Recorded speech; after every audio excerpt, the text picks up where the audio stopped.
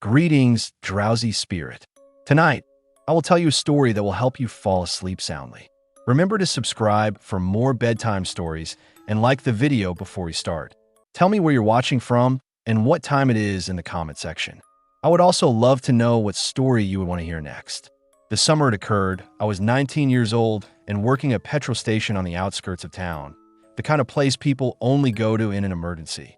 I grew up in the Midwest, the flat, unending Midwest, where you can go 10 miles without seeing another set of headlights, and every road appears the same at night. When I finally got a position at Maple Cross Gas and Mart, I already bounced about a few underhanded jobs, including a dive bar bouncer, assisting with club cleanup after closing, and even a few dubious warehouse positions where you were paid in cash in an envelope regardless of whether you had steel-toe boots or not. My first job, however, was at Maple Cross, where I was able to fill out paperwork, receive a salary that included taxes, and let my mother know that I was making a difference. I still recall how pleased I was to bring my first pay-up home. I felt like I had finally entered maturity, even though it wasn't much. Squat and modest. The business was located directly off Highway 43. Morning, afternoon, and overnight were its 3 shifts. 3 persons typically work the morning shift. One is working the register, another is stocking, while a third is doing paperwork and fuel checks. The nighttime was a one-man performance, but the afternoons are the same. From midnight to 6 in the morning, one person was confined inside. M, selling cigarettes, beer, chips, and petrol to anyone who came in at the most inconvenient times while operating via the bulletproof window. I vowed not to work the overnight when I was initially employed. Too lonely, too risky. However, I was promoted to supervisor after a few months, primarily because I was punctual and didn't steal like half the other staff members. That made me feel better. I'm not going to lie. All of a sudden, Dennis, the manager, called me when shifts needed to be covered since I was the trustworthy person. The fact that my checks seemed a little heavier after the raise didn't hurt either. The problem was that Ralph, the other supervisor, had resigned. No warning, no notice. One Friday, he simply left and never returned. It was rumored that he went to Kentucky to mend tractors for his uncle. Working overnight shifts quickly became an issue for me. That's the start of this evening. I was expected to work the 2 to 10 p.m. afternoon shift. It was an easy day, largely dealing with parents getting milk or after-work commuters getting beer. Dennis called the business at 9:30 to let me know Ralph wouldn't be coming in. That should come as no surprise. I need you to stay overnight, Evan. I'll give you extra and tomorrow off to make it worthwhile. I recall feeling a strange mixture of pride and fear as I stood behind the bar, sweating from carrying a case of water into the cooler. I didn't want to do it in part. Another part of me said, overtime, day off, plus I'll prove I can handle it.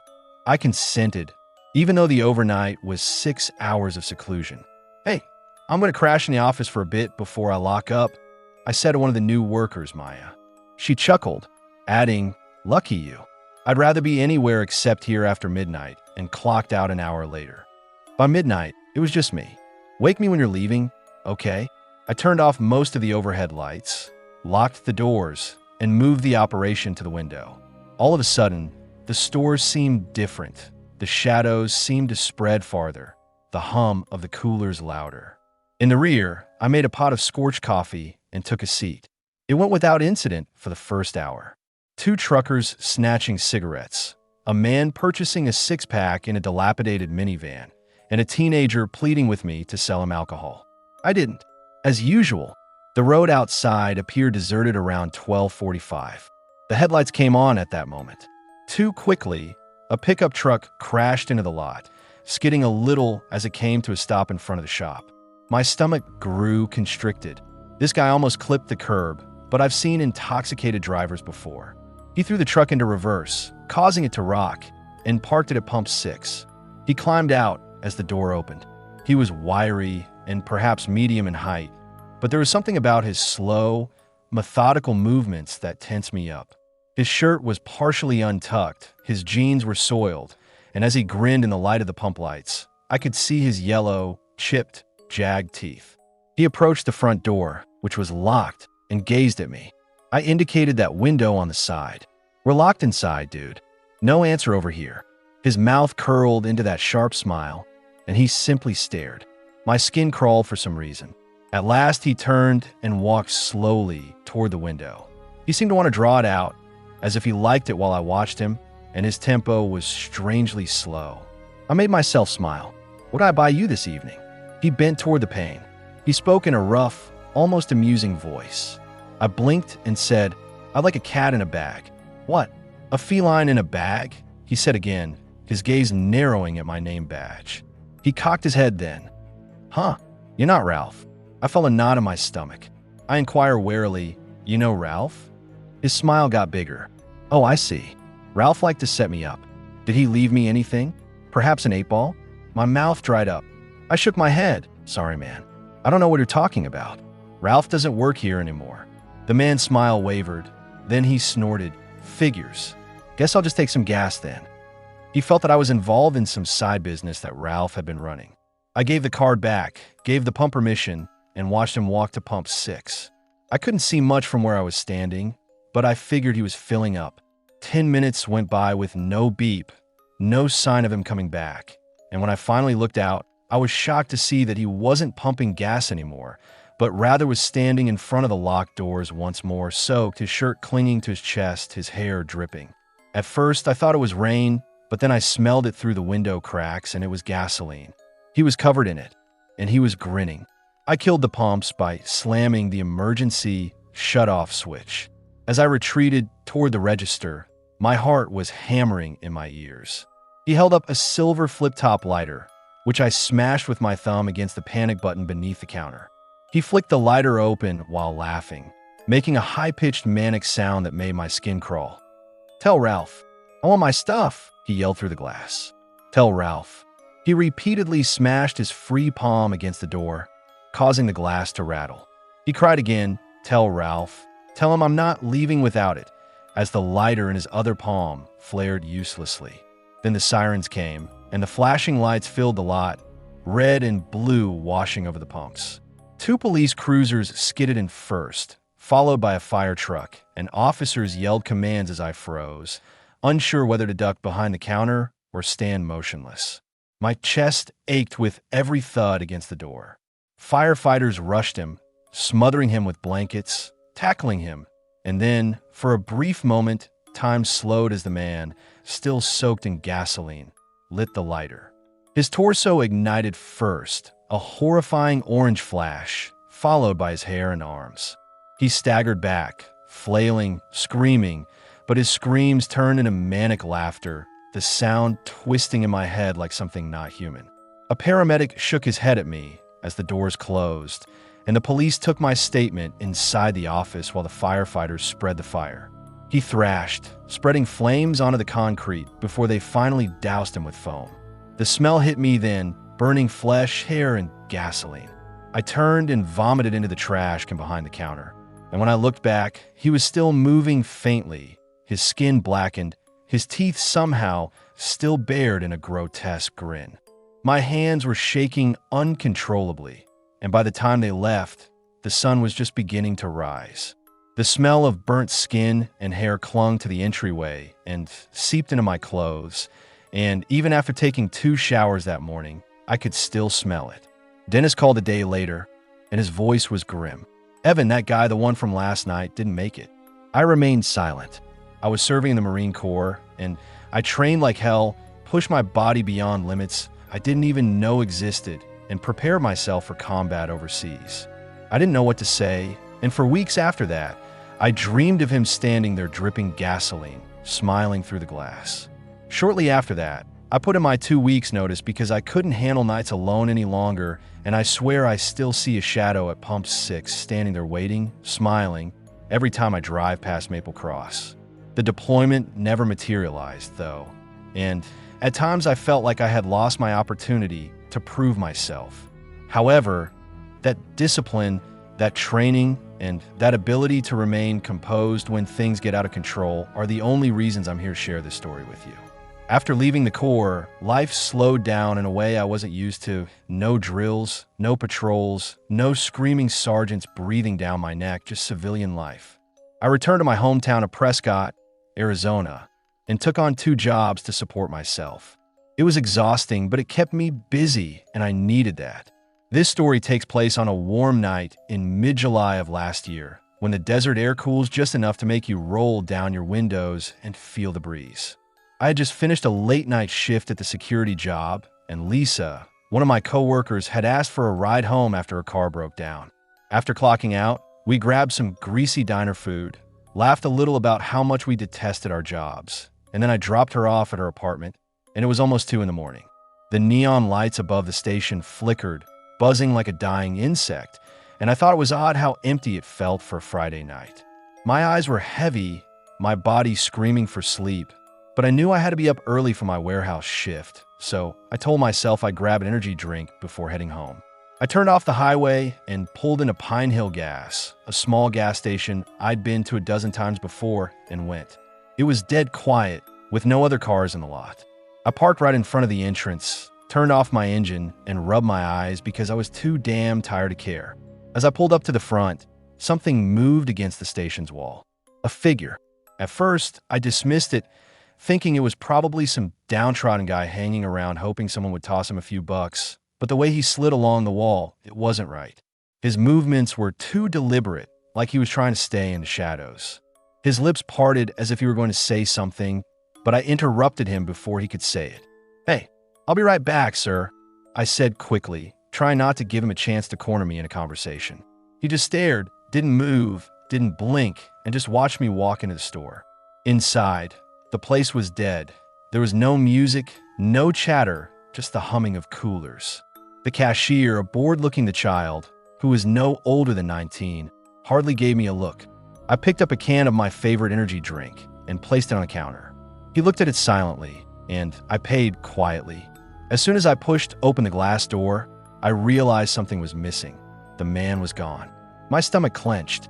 I looked around the lot, empty, and the shadows seemed thicker in some way. I told myself not to worry too much, that he probably just wandered off. I walked quickly back to my car, keeping I had my keys ready in my fist when I saw him again. He came out of the shadowy corner of the station, just as he had before, as if he had been waiting for me. But this time, something was different. He wasn't slouched. Instead, he was standing straighter, intent. I sped up, trying to reach my driver's door, when I heard footsteps behind me, fast. I spun around, my heart pounding, and he was there, not even an arm's length away, his eyes fixed on mine. "Jesus," I muttered, automatically raising my hands. "Hey, you're back. Is there anything I can do to help?" His voice came out raspy, like sandpaper dragged across concrete. "Got any change?"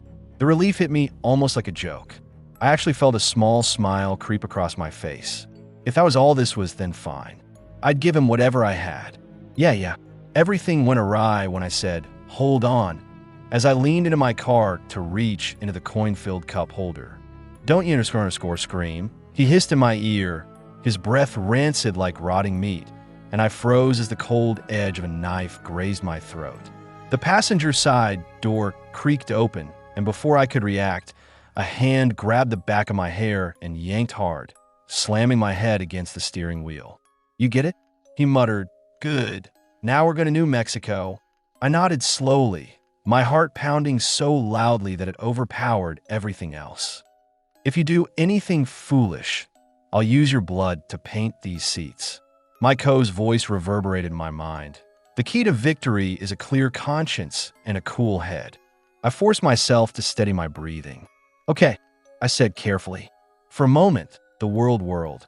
Was I really sitting here with a blade in my throat, being forced to drive into the desert with a stranger? The knife remained pressed to my skin, but not as firmly now. I put the key in the ignition and started the car. My hand shook slightly on the wheel, but I kept my voice calm. "You tell me directions." "You loosen your hold on my hair a little." "Smart kid," he said. "I hate it when they beg." "So, we're in New Mexico." He laughed. The sound made my stomach turn. He didn't say a word for the first 10 minutes, just kept that blade close to my throat, and I could feel his eyes on me, studying me like a predator studies prey. Every second felt like a lifetime until I noticed something. "Just drive. I'll tell you when to turn."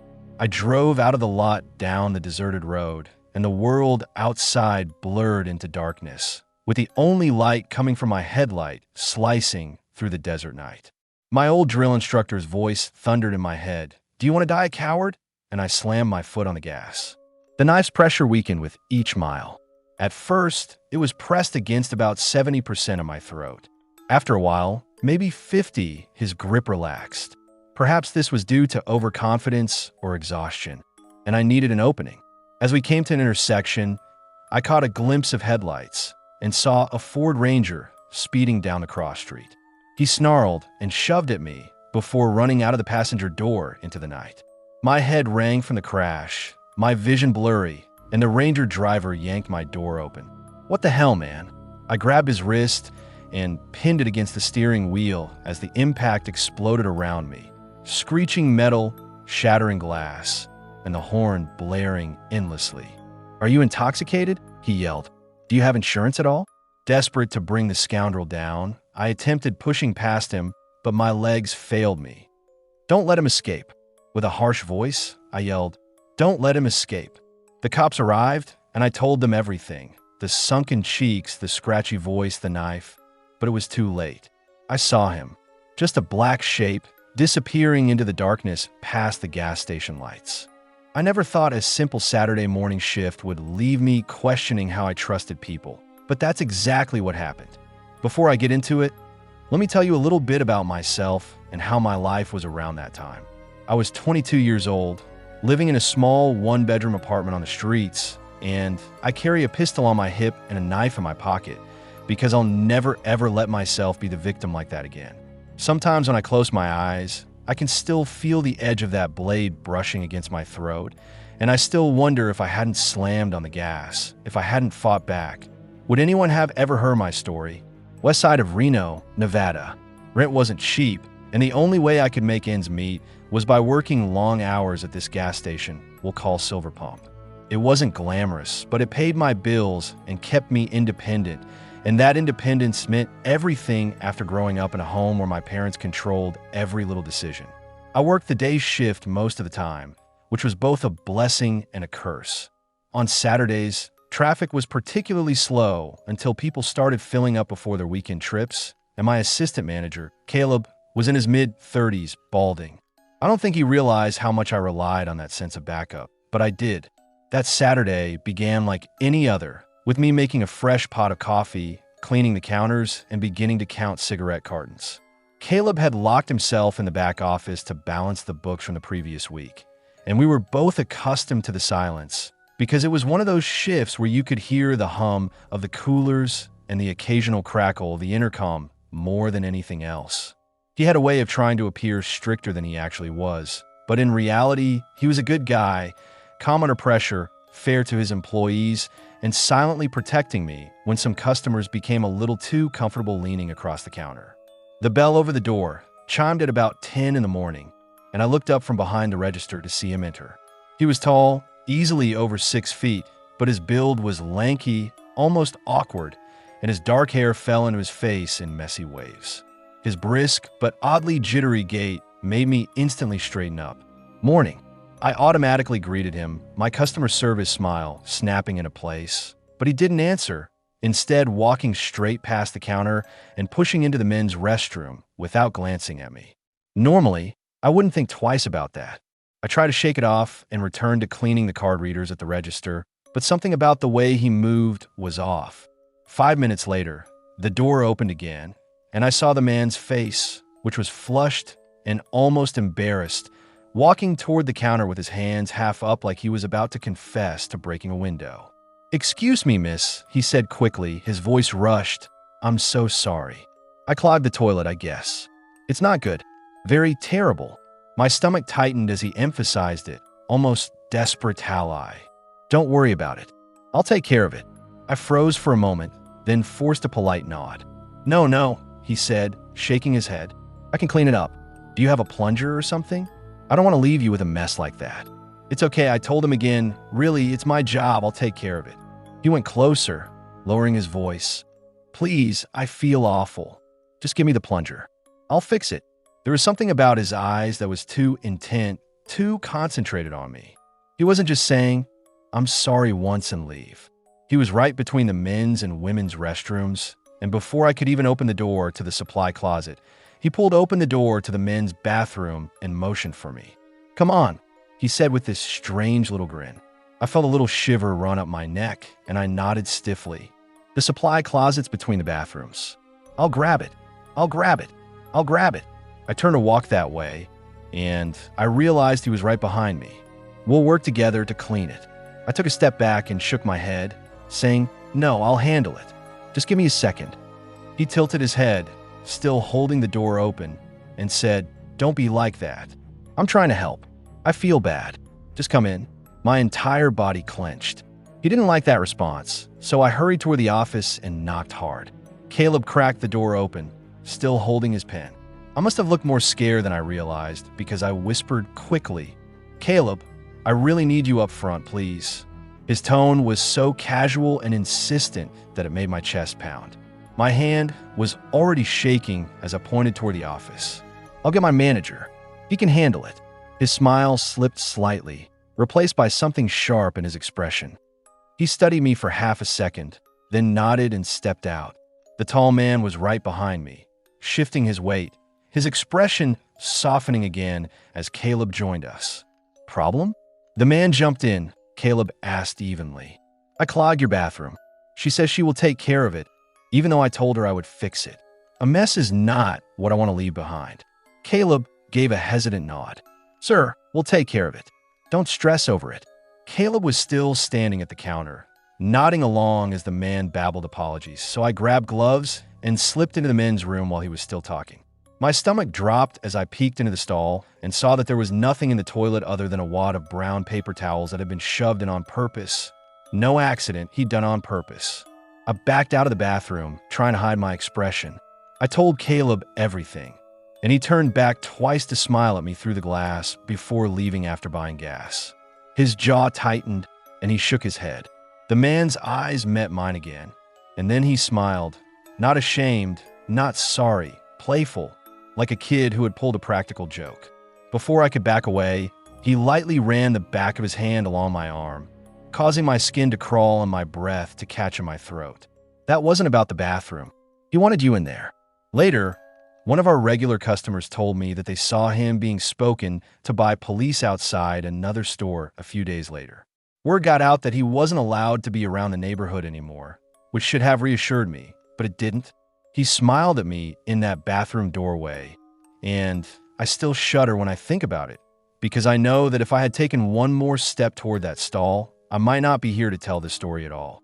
For that reason, I now keep a small can of pepper spray under my register, tucked next to the extra rolls of receipt paper.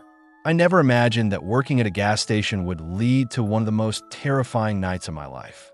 I usually joke that my job is boring, but easy money when people ask about it. I have been working at a Chevron station off the interstate in Redwood, Nevada for the past 2 years after dropping out of community college because I couldn't afford my tuition anymore and my parents couldn't help. At first, I told myself it was only temporary until I had enough money to figure things out, but weeks turned into months, months into years, and then I was just there. My shift typically started at 4:00 p.m. I lived alone in a small one-bedroom apartment in town about 15 minutes away, and I didn't mind the evenings. The station was right off Highway 72, and while the afternoons were busy with truckers and commuters, the nights had their own rhythm. There were a few regulars, like an elderly rancher named Clyde who came in every Thursday to chew tobacco and a six-pack, or the exhausted nurses coming off shift from the small county hospital down the road.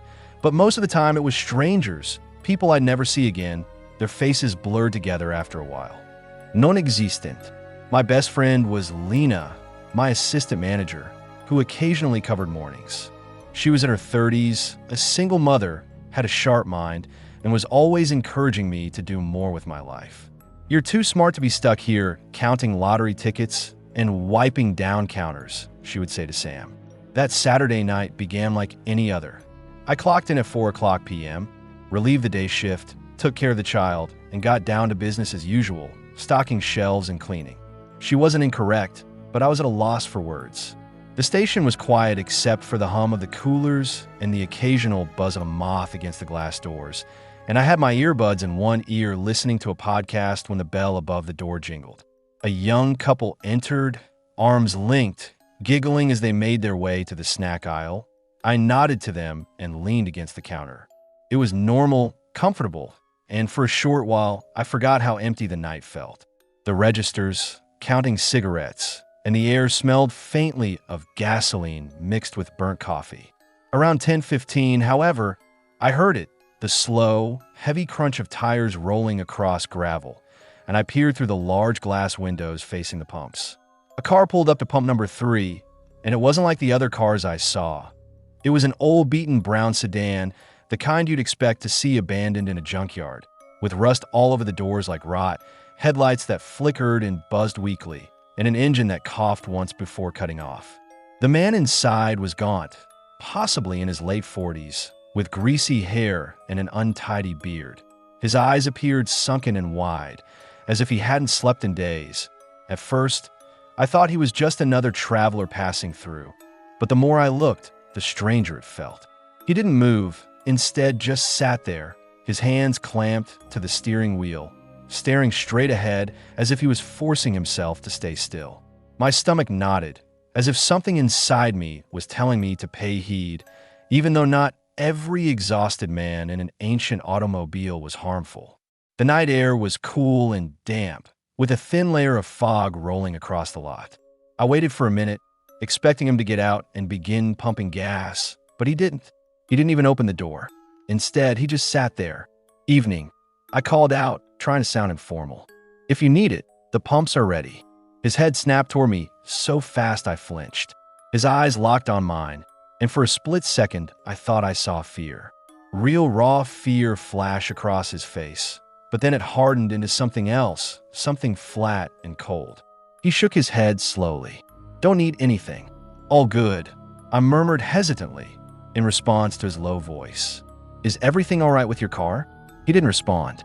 His eyes returned to the wheel as I started to back away, feeling uneasy, but then I noticed something in the back seat. A piece of black cloth that was ragged and covered something. I thought it must be a fake hand, possibly a mannequin, but it wasn't. It was small and pale, with fingers that curled slightly inward and skin that looked almost too real in the harsh fluorescent light. When the man's head jerked up, his expression darkened, and his voice came out like gravel. I froze. My instinct told me to walk away and act as though I hadn't seen anything, but my feet wouldn't move, and the image of that little hand wouldn't go away. My chest tightened, so I forced my voice to be steady. Hey, is it your kid back there? Okay, just making sure I turned back toward the store, heart hammering, but instead of going inside, I squatted low behind the sedan, my mind racing, thinking that if I let him drive away, and that was a kid back there, I might be allowing something horrible to happen. I made it to the glass doors, pushed inside, and picked up the phone, my hands shaking as I dialed 911. 911, what's your emergency? I said quietly, keeping my eyes on the sedan through the window. This is Sam. I work at the Chevron off Highway 72 in Redwood. There's a man here. His car. I think there's a kid in the back, covered up. He told me to mind my business, but something's wrong. Please send someone. I provided the dispatcher with as much information as I could, including the car's make, license plate number, and the man's description. The minutes seemed to go on forever, but the sedan hadn't moved, and the man was still holding the wheel. His door sprang open as he rushed toward the patch of trees behind the station, his footsteps crunching on the gravel, and he noticed the faint glow of headlights as two sheriff's cars drew into the lot, their lights flashing silently. Sir, stop. I squeezed against the glass and watched as the officer ripped the cloth from the back seat. My stomach fell as one deputy yelled and rushed after him. The other deputy then ran to the car. I heard a shout of struggle out near the woods, and the first deputy tackled the man to the ground, thrashing and snarling like a wild animal. It wasn't a fake. It was a little boy, pale, unconscious, but breathing. Got a child? Need EMS now? The deputy shouted into his radio. Relief struck me, sharp and dizzying. The boy was alive. The boy was taken to the hospital, and I later found out that he had been reported missing 2 days earlier from a mall 3 towns over. His family had been desperate, and if I hadn't noticed that hand, the thought haunted me. Eventually, though, they cuffed him and dragged him back, his face twisted with rage. He didn't say a word, just stared at me as they shoved him into the cruiser, a stare that sent shivers down my spine. The sheriff congratulated me and said that I would definitely save the child's life, but it didn't make me feel any less uneasy. I kept thinking about that scene, the man's eyes meeting mine, and his words, "Mind your business." I never imagined that I'd still be working at a gas station by the time I turned 26. Life wasn't meant to go this way. I had plans once like going to college or maybe getting a job. Sometimes late at night, I wonder how many people had gone in before me. How many had minded their business? And what if I hadn't? Plans don't mean much when you grow up in a place like Ridgeway, Kentucky, where every road feels like it leads back to the same town limit sign you passed years ago. My dad used to say I had potential, but that was before the bottle got hold of him, before he stopped being my dad and started being just another drunk yelling at the TV. My mom left when I was 13, so it was just the two of us. I suppose I could have gone somewhere after high school, but I stayed perhaps out of guilt or fear. I now work the late shift 4 nights a week at Everett's Fuel Stop, a dilapidated station that squats at the edge of town like a forgotten relic. From the outside, the place doesn't look like much. A neon sign that flickers against the night sky, a few broken pumps under humming fluorescent lights, and an empty parking lot that feels like a stage waiting for something bad to happen.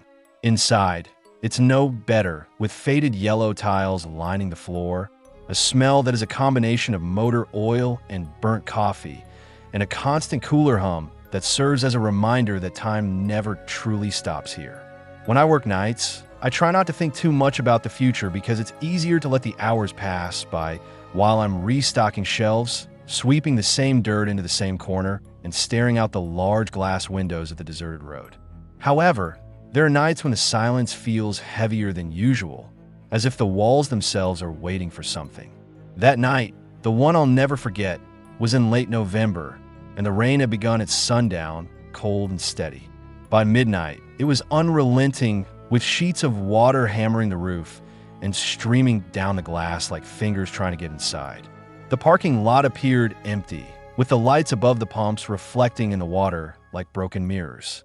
The cash register was neatly counted, the shelves were stocked with chips that no one would buy, and even the coffee pot had given up, with a black crust forming at the bottom of the glass. At 2 a.m., I was alone with the storm, the hum of the cooler, and the persistent thought that I had wasted too many years here. I leaned against the counter, chin propped on my hand, staring at nothing. The parking lot had been mopped twice, but it made no difference. Carf. I thought I was dreaming until I saw the headlights.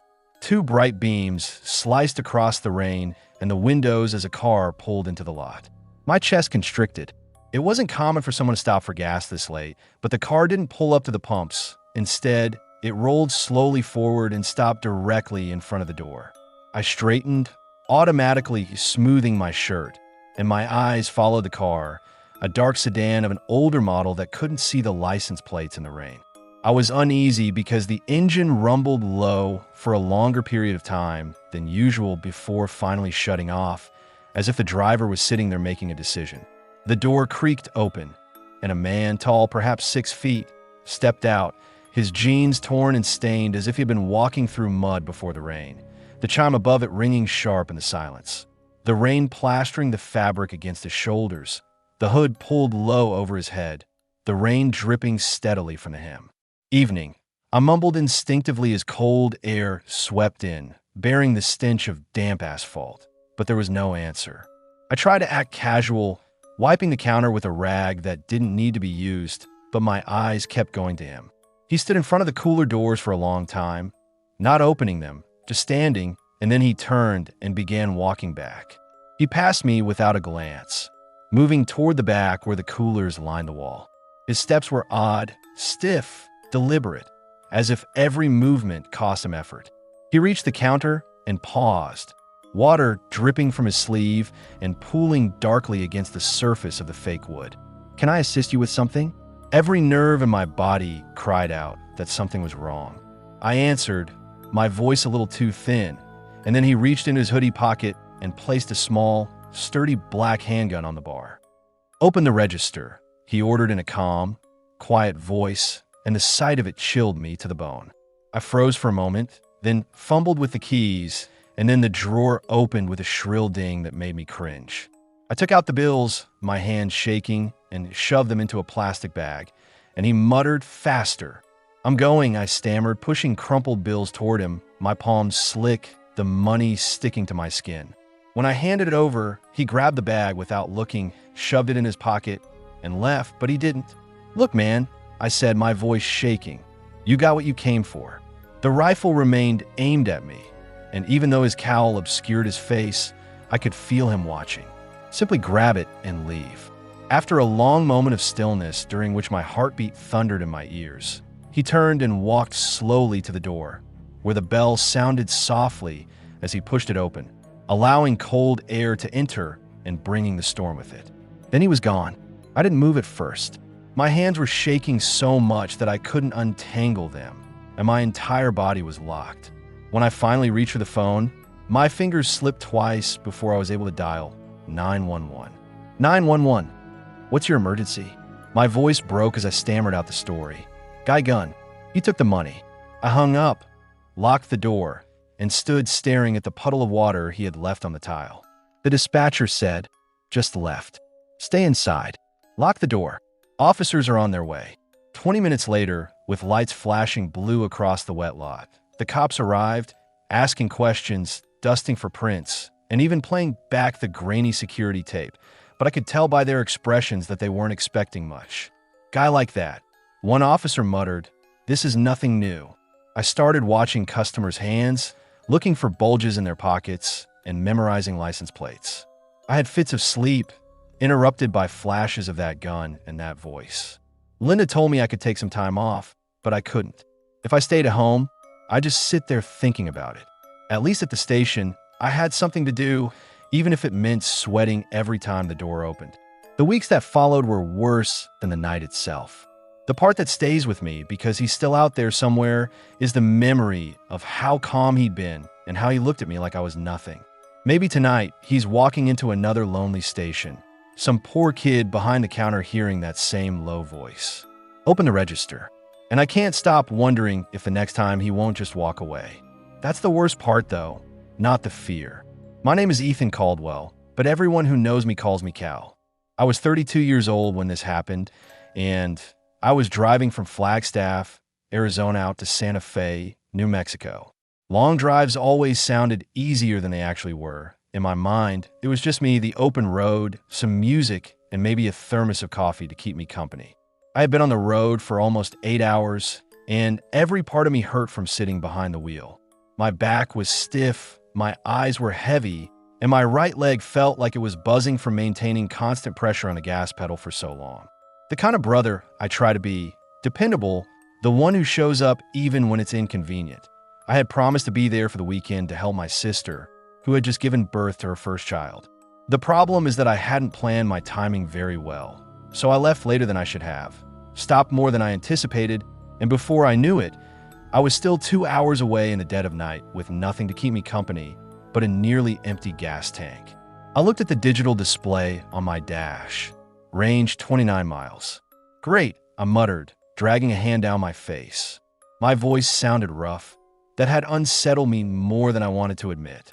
Highways usually feel like lifelines, with signs, towns, and markers reminding you that you're still in civilization. However, for the last 40 miles, there had been nothing but dark trees lining both sides of the road, their branches bent with the wind, occasionally flickering in and out of the headlights like figures ducking in and out of sight. My phone's GPS had already died about an hour earlier, giving me no service and just a gray dot floating through blank terrain. An old neon sign buzzing to life and cutting through the darkness, it read, "Gas and go." At first, it was just a faint, intermittent glow in the distance, a flicker that might just be my tired eyes playing tricks on me. But the closer I drove, the more I realized it was real. It's never a comfortable thought when you're running on fumes. The apartment didn't appear modern. If anything, it looked like it had been plucked out of the 1970s and left here. I nearly laughed. "About damn time," I murmured aloud, clutching the wheel harder. I slowed, pulling into the cracked lot, and the neon sign blinked like it was on its last legs, throwing off an eerie glow. Gravel crunched under my tires, and my headlights swept across the front of the building. And for a split second, I thought I saw movement in one of the windows. I froze, and then I shook my head. "You're just tired, Cal. Don't start losing it now." It was colder than I had anticipated for early fall, and the smell of gasoline was already there, faint but sharp. I parked next to the only working pump, which looked ancient, the kind that still had a mechanical meter with the little clicking numbers instead of a digital screen. I got out of the car, shivering as the night air hit me, and started filling up. The pump creaked with each pull like it hadn't been used in years, and then I looked toward the store again. Something about it felt off. The windows were dark, but the pump clicked, startling me, and I'd filled it completely without even realizing it. Then, as I went to replace the nozzle, it slipped from my hand and clattered against the concrete, the noise reverberating too much, as if it carried farther than it should have. And I froze, my breath catching in my throat. The faint light inside, low and flickering, like a single bulb struggling to stay alive. My gut twisted. Places like this, you couldn't tell if they were an abandoned store or not. I noticed a movement in my car window's reflection, something moving quickly behind me close to the store. I turned around, but there was nothing there, only the dark windows staring back.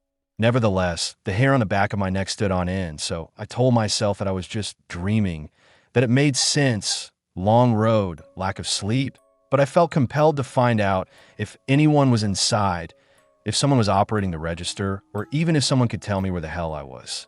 It was smudged with dirt, streaks that made it difficult to see through, but there was definitely a light inside. I pushed the door open, and a bell above it jingled, the sound sharp in the silence. The shelves were mostly empty, and the inside smelled stale like dust, motor oil, and something faintly rotten. So I started toward the door, and every step crunched on gravel, and my chest tightened, my pulse louder than my footsteps. I yelled out, my voice shaking, "Hello," but there was no response. Some still had bags of chips and old candy bars, but the wrapping appeared faded, as if it had been sitting there for too long. As I moved deeper inside and looked around the aisles, I noticed that a cooler hummed in the back, even though half of the glass doors were fogged up.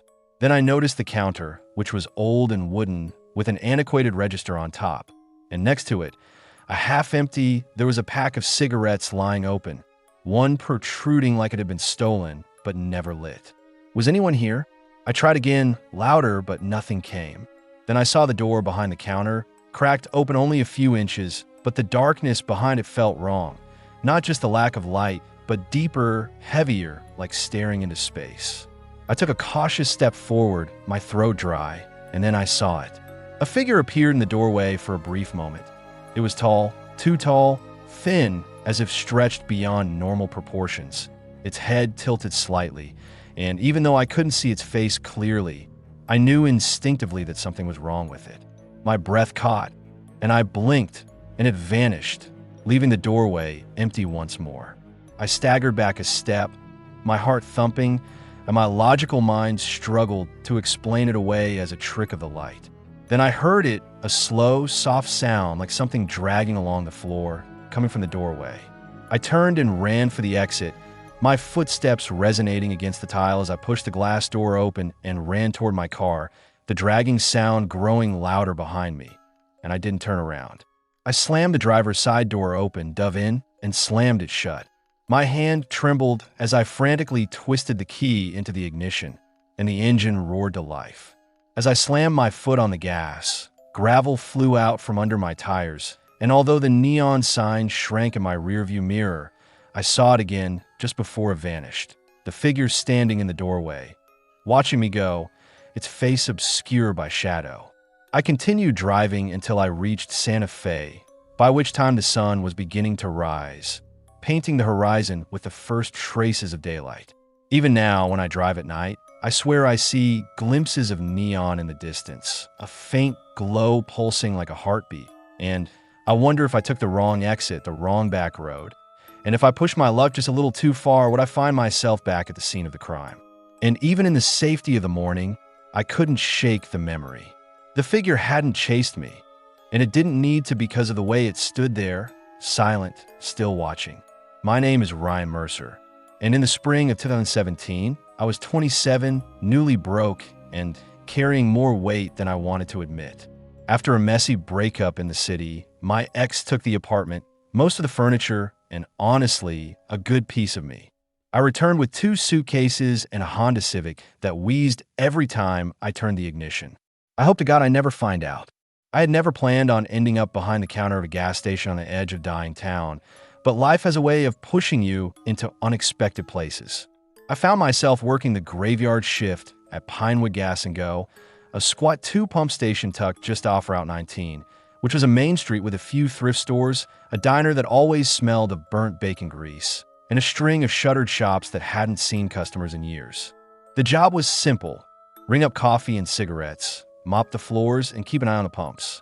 My shift ran from 11 p.m. to 7 a.m., 7 nights a week. The station was surrounded by dense woods, and at night the trees pressed close as if they were listening. The neon sign outside hummed, flickered, and cast a sickly green glow across the cracked pavement. I told myself it was only temporary until I saved up enough to get back on my feet, but 6 months later I was still there, settling into the routine, brewing coffee no one drank, sorting bags of chips by expiration date, and fighting the bone-deep silence that wrapped around the place after midnight. It was a Wednesday in late October, the kind of night when the air feels heavier than it should be. I was halfway through replenishing the shelves when the door chime jingled. I looked up and saw that no one was there. The door hadn't even swung, but the bell had gone off as it always did when someone entered. I scowled and murmured to myself, "Loose wiring, maybe," but the thing was that bell had never gone off without reason before. I tried shaking it off, stooped, and pushed a row of sodas into place. I heard the crunch of gravel outside a few minutes later, and my head snapped up and I saw him through the glass. He was standing by the pumps, facing the station, completely motionless, not shifting his weight, not even pretending to check his car, just staring. I swallowed hard, and my pulse quickened. He eventually began to walk toward the entrance, and when the door opened, the air seemed to drop 10 degrees. He was tall, maybe 6 feet 2 inches, with greasy dark hair that hung in clumps, and eyes that had this piercing look that made my stomach knot. With a tattered army jacket and boots covered in dried mud, his clothes were dirty, as if he had been living there for weeks. He halted at the bar and said in a low, scratchy voice, "May I use the restroom?" I hesitated. My boss had insisted that our bathroom was only for staff, but that wasn't the main reason I didn't want him in there. Instead, something about him struck me like a dull blade. "Sorry, it's out of order," I muttered. His cold, unblinking eyes met mine. "Please," he said, the words stretching out more like a demand than a request, and I forced a small shake of my head. "There's a public one a couple miles south near the truck stop." He stared for a moment, and my skin crawled. Then, without saying anything, he turned and left, and I let out a breath, realizing that I had been holding my breath. Through the glass, I saw him get into a beaten-up sedan, which appeared older than me. He didn't leave, though, and he sat there in the dark staring at the station with rust creeping up its sides, headlights clouded, and an engine coughing when it turned over. An hour went by, and another, and each time I looked through the window, his car was still there, his silhouette barely visible behind the cracked windshield.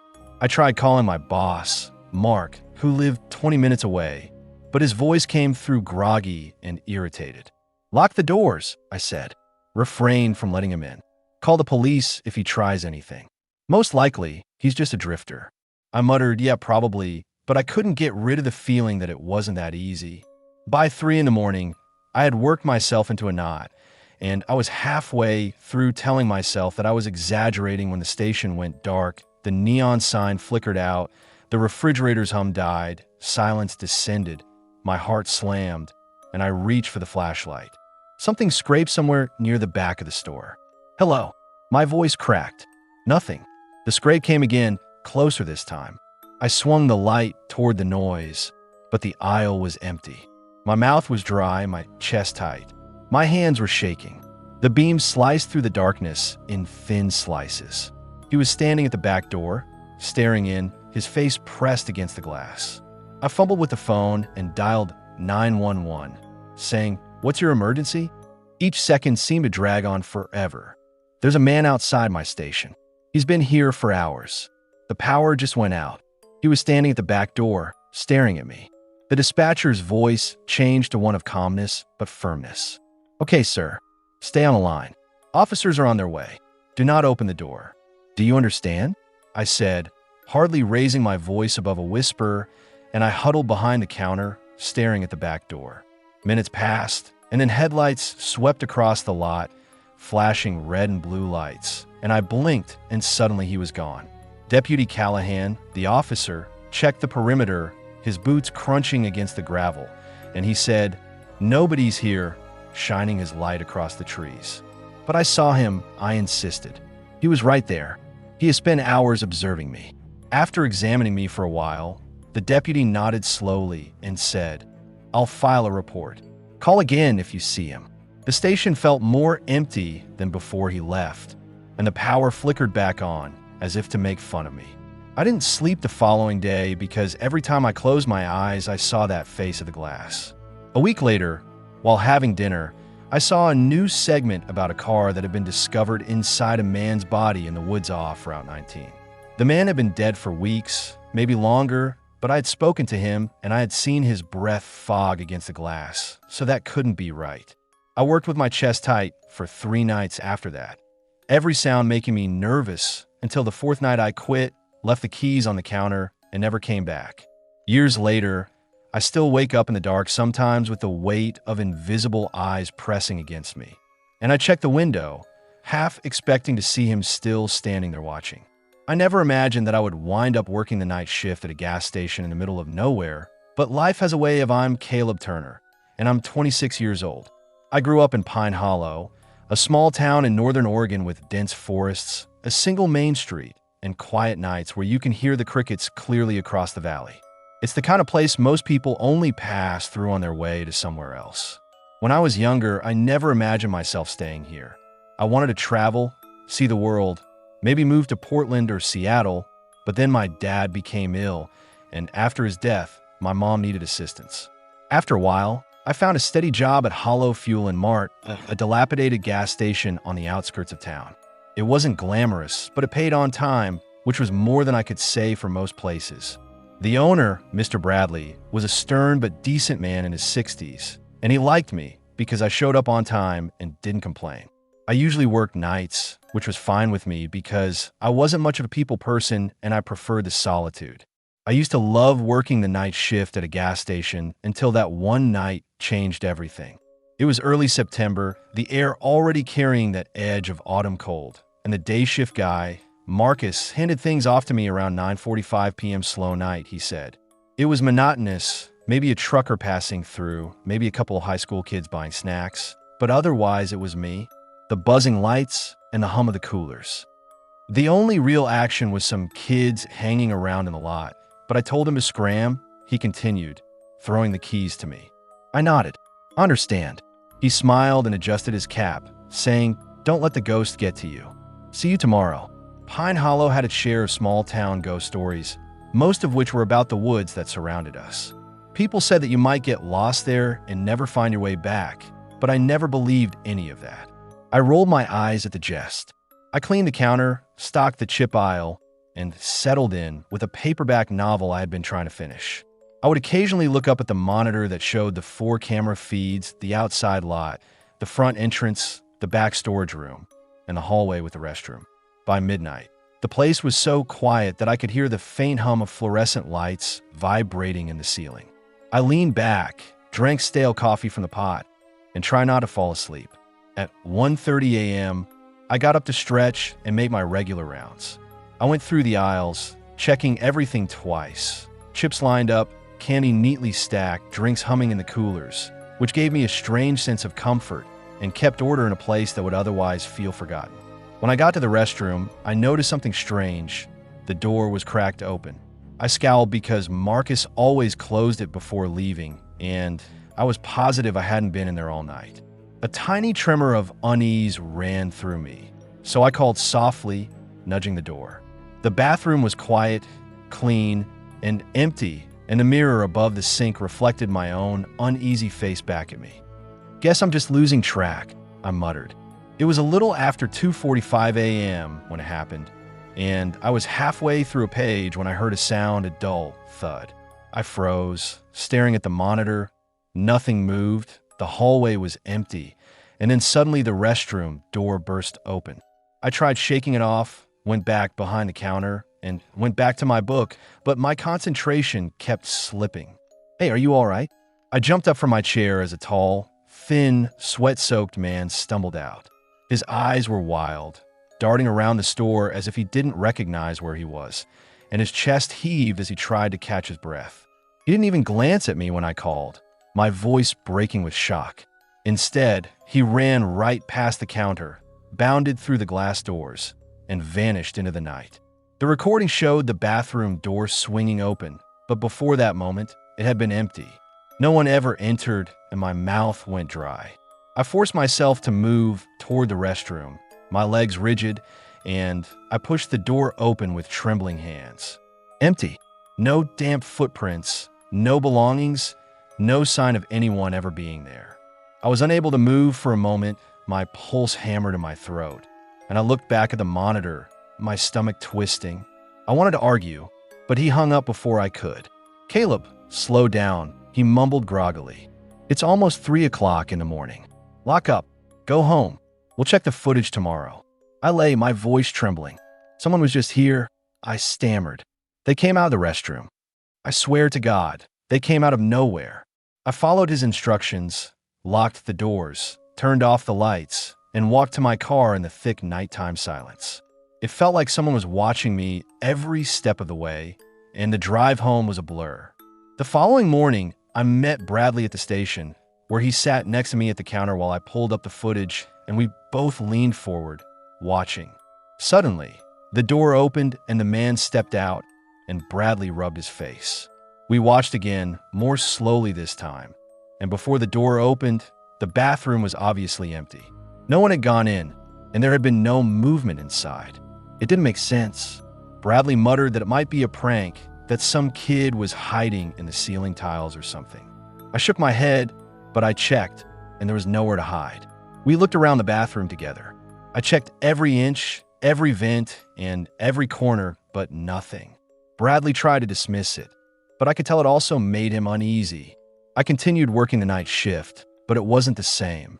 Every creak and flicker of the lights made my stomach tighten, and I would find myself staring at the bathroom door for extended periods of time, waiting for it to move.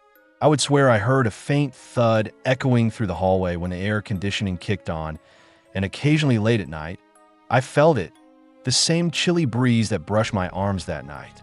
I don't work at Hollow Fuel and Mart anymore, but I know what I saw. His eyes, filled with terror, still haunt me. He wasn't just afraid, he was fleeing something that might still be here. Years later, I still wake up at 3 in the morning, sweating, convinced that I'll see that bathroom door swing open again. The place appears to be just another quiet gas station on the outskirts of town, but I know better because sometimes if you stand motionless in that parking lot at night, you can hear it, that same dull thud. And if you wait long enough, you might even see him, the man who was never supposed to be there. I never imagined my life would slow down to the point where I'd be working the graveyard shift at a gas station. But here I am. I left the job 6 months after it happened, but every time I drive by the station, my chest tightens. I'm Ethan Morales, and I used to work at a small car shop in town before this job. The owner, who was like a second father to me, passed away unexpectedly last year, so I didn't have much money, so I took any job I could find. North Point Fuel and Mart, a small gas station off Highway 73 in the outskirts of Ashford, New Mexico, was the only place hiring, and although the pay isn't great, it keeps the lights on in my tiny one-bedroom apartment. The problem is that it's lonely, too lonely. The gas station is almost 15 miles from the closest town, and at night, the only sounds are the occasional trucker. It's the kind of place where your mind starts playing tricks on you if you're not careful.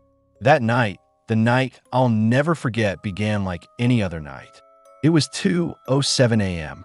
The security cameras buzz softly, the fluorescent lights hum continuously, and the distant chirping of crickets outside fills the spaces between my thoughts. The silence can be either peaceful or oppressive, depending on the night. I tell myself I'm used to it, but the truth is, some nights it gets to me.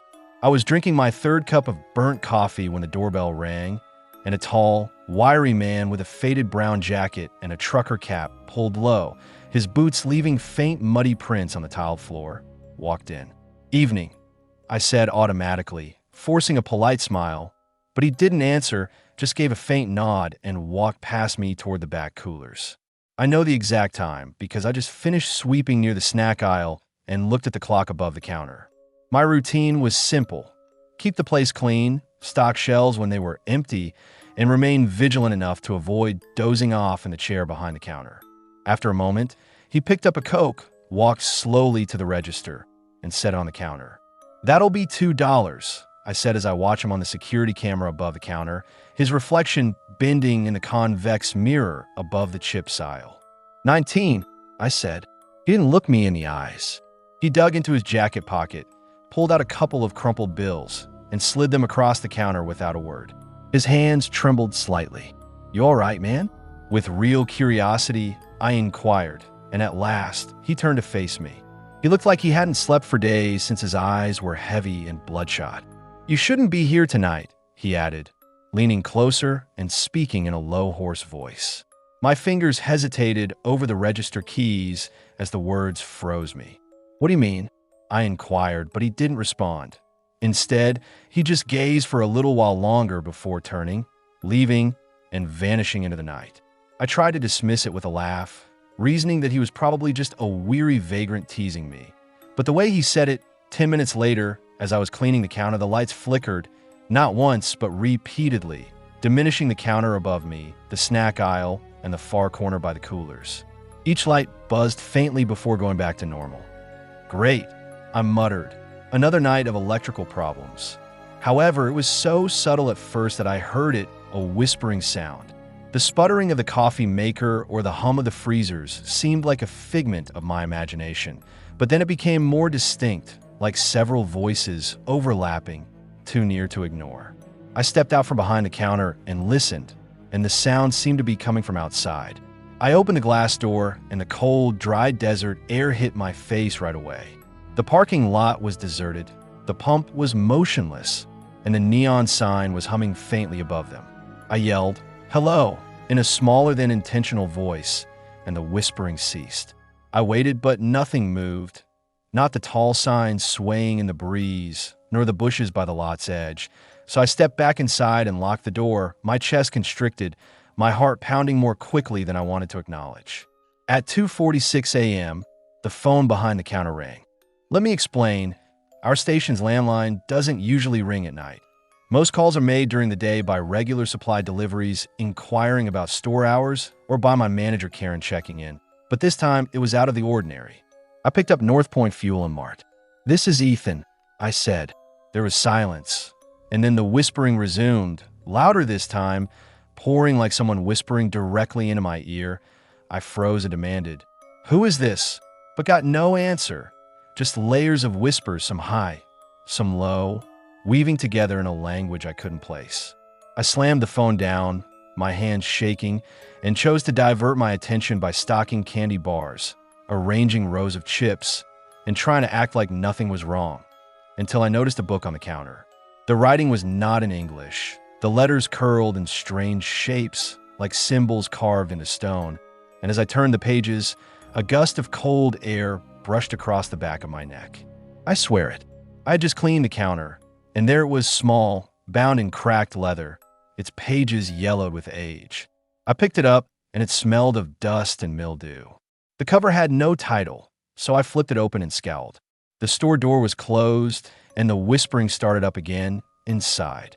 I dropped the book, and it fell open, the pages flaring like wings, and the voices around me became louder. I tried covering my ears, but it didn't help. The sound wasn't just outside anymore, but inside my head, and I could feel the meaning of the words: angry, hungry, and warning. I frantically rushed to the door and pulled, but it refused to move. I tried my keys, the lock, and even pushing my shoulder into glass, but to no avail.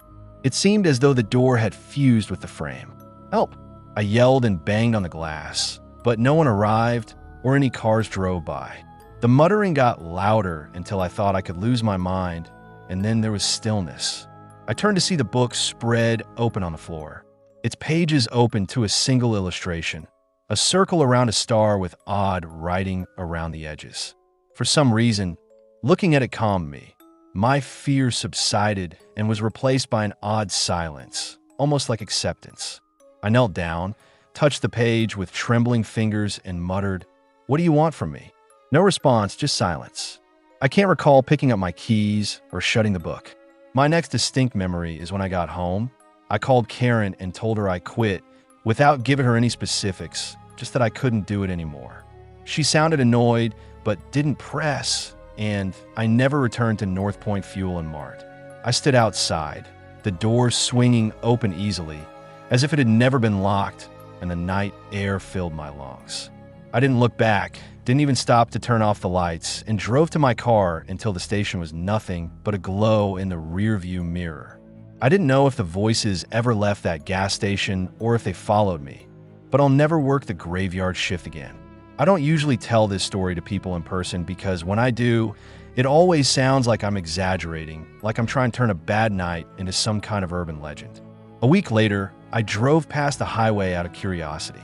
The station looked abandoned, windows boarded up, the neon sign dark. No one ever told me why it closed. No articles, no explanations, just gone. To put in perspective, I grew up in Riverview, a town of maybe 12,000 people, one of those towns where you could drive from one end to the other in about 10 minutes. There's a Walmart, a couple fast food restaurants, a strip of old businesses that never seem to stay open, and one gas station, Corner Mart 24, that stays open all night.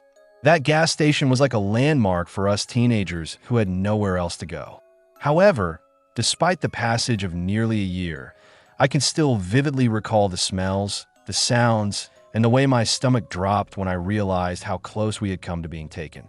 I guess I was somewhere in the middle. The bathroom smelled like mildew, the paint was faded, and one of the fluorescent lights outside flickered constantly, but it was always open, and that's all that matters when you're 17. Ryan and Josh were the two people I spent the most time with. Ryan was the risk taker, the one who always wanted to push things further, and who got bored if the night didn't feel like something out of a movie. Josh was quieter, more grounded, but he would comply with anything Ryan suggested because none of us wanted to be the one who said no. My parents weren't strict, but they weren't thrilled about me staying out late either, so I usually waited until they went to bed before climbing out the back window. It gave me this strange rush like I was pulling off something dangerous, but in reality I was just meeting up with Ryan and Josh to drink cheap beer, walk around, and complain about our town. That night, it was late July, the air was sticky, the kind of heat that doesn't let up even after midnight, and Ryan texted me first. I wasn't exactly the type to turn down trouble, but I wasn't exactly the type to turn it down if my friends were all in. I sighed, staring at my room's ceiling fan spinning languidly, pushing hot air around. I didn't feel like moving, but staying home meant listening to my parents argue through the walls. My dad had lost his job 2 months prior, and ever since then, everything has turned into a shouting match. Ryan, we're bored. Let's meet at the tracks in 10. Me, what's the plan? Ryan, grab beers, head to the station. Walk a bit. Usual. I stuffed 2 beer cans in my hoodie pocket, climbed out my window, and headed toward the train tracks where Ryan and Josh were waiting. Finally, Ryan said as I approached, holding up a half-empty bottle of cheap whiskey that he must have stolen from his older brother, "We were about to start without you." Sneaking out with my friends wasn't just fun, it was an escape. Josh nodded slightly, hands in his jacket pockets. "It's really hot tonight," he said. "Yeah," I said, pulling out one of my drinks. "Where are we?" I rolled my eyes. "That's what we always do." "Exactly," Ryan said. "Tradition." So we started walking. "Going?" Ryan smiled. The type of smile that always made me uneasy. "Corner Mart. We'll grab chips or something. Maybe hang out behind the station." When we arrived at the gas station, the fluorescent lights cast a pale, unnatural glow over the parking lot, and the place looked even more run down at night, like something out of a bad movie. Nothing exciting happened on the way, just us talking about random things like how much we hated Riverview, how we couldn't wait to leave after graduation, and who we thought was hooking up with whom. I remember the sound of our sneakers crunching on the gravel shoulder, the faint buzz of crickets in the distance, and the occasional bark of a dog somewhere far away. The town was dead quiet, with not a single car on streets. Squeaking loudly, Josh and I followed. The on-duty clerk, a man in his 30s, appeared to be half asleep, slouching behind the counter with his phone in his hand, and he didn't even look up when we entered. Ryan immediately went to the restroom, claiming to have consumed too much whiskey. I grabbed a bag of chips, Josh grabbed his soda, and as we waited, I noticed a man near the refrigerated section. He was standing motionless, holding a bottle of he had water in one hand, but was not approaching the counter. I didn't think much of it at first because, after all, this was a gas station at midnight. But then he turned to face me with unblinking, flat eyes and asked, "Why are you kids out so late?" His voice was horsero, as if he had been smoking all his life, and he inquired abruptly. Josh froze next to me, moving nervously. I just hung out, forcing a shrug. "Are you alone?" "No," I replied hastily. "My friend's in the bathroom," the man answered, cocking his head slightly. The man nodded slowly, like he was processing that. Then, almost too casually, he pulled out an old flip phone and started talking into it, his eyes still darting toward us every so often. Josh leaned closer and whispered, "Let's just pay and get out." We told Ryan what had happened when he emerged from the restroom, but he laughed and dismissed it, saying, "He's just some weird dude. Don't panic." However, once we paid for our belongings and left, I couldn't get rid of the impression that the man was observing us. Yes, I did see him go outside behind us as we passed the glass door. He put the phone to his ear. The night felt heavier now, and the only light came from distant houses and the occasional passing car. "Come on," I muttered, speeding up. We walked a few blocks away, then turned onto a side street and sat on the curb to drink our beers. We were having a stupid conversation about what we would do if we won the lottery when headlights appeared down the road. A car slowed, then stopped. The car spun around in the road and pulled up right next to us, and we didn't think much of it. Two men got out, and I'll never forget how they looked. Dirty clothes, hollow faces, as if they hadn't taken a shower in days. The taller one kept his hand close to his waistband, and that's when I saw it, the glint of a gun. "Run," Josh muttered, and we all ran away. When Josh clambered over a fence into a backyard, Ryan and I dove behind an old RV parked in someone's driveway. My heart was thumping so hard that I thought it might burst, but I managed to peek out just in time to see the two men walking slowly up the street. One of them scanning the area with the gun, now clearly visible in his hand, and they stopped near the RV, looking around as if they knew we were close. They stood there for a full minute, and I held my breath, clutching the gravel until my palms hurt. Eventually, they got back into their car and drove away, leaving Ryan and I gaping at each other. "Where's Josh?" My stomach churned with panic until my phone buzzed and I saw a text from Josh saying, "Josh, I'm good. Hop fences. Think they followed me in a different car." I whispered, but we were unable to locate him. Ryan and I made the decision to return home, relieved but still on edge. We believed it was over, but as we turned a corner, my blood ran cold. The same car was parked at the end of the street, and the two men were inside, waiting, headlights off. Underscore, Sir Ryan muttered. We ran through backyards and alleyways, vaulting over fences, hiding whenever we saw headlights creeping down a side street. Each time we thought we had lost them, we saw that same car crawling along like a predator who wasn't in a rush. By the time we returned to my house, my legs were shaking. It has been nearly a year since that night, but nothing has changed. Josh still has nightmares about being chased. Ryan doesn't like to admit it, but he no longer sneaks out, and I can't pass that gas station without thinking about the man in the bathroom. Josh said he had made it home, but that another car had followed him for a while before peeling off. My phone buzzed again. I'll never know for sure if he was connected to those men, but deep down I think he was, and I think that if we hadn't run as fast as we did, if we hadn't been lucky that night, none of us would be here today. I never gave late night driving much thought until last November, when I was 26 years old and working a delivery job that took me all over the state of Oregon. The pay wasn't great, but it was enough to cover rent on my one-bedroom apartment in Salem, a few bills, and the payments on my used car. I felt most alive at night. There was a soothing quality to the hum of the road.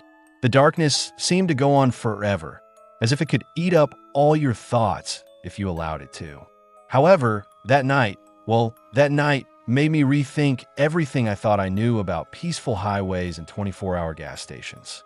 I had been traveling for nearly 4 hours when I made my last delivery in Silver Ridge, a small logging town, and I had another 100 miles to go before I could return to Salem. My phone was low on charge, my body was powered by coffee and drive-through burgers, and I ended up pulling off at a 2-pump gas station along Larker Highway at around 1:30 in the morning because my car's fuel gauge was just a hair above empty. The first thing you need to know about this place is that it looked old. Not charmingly old, not rustic, just neglected.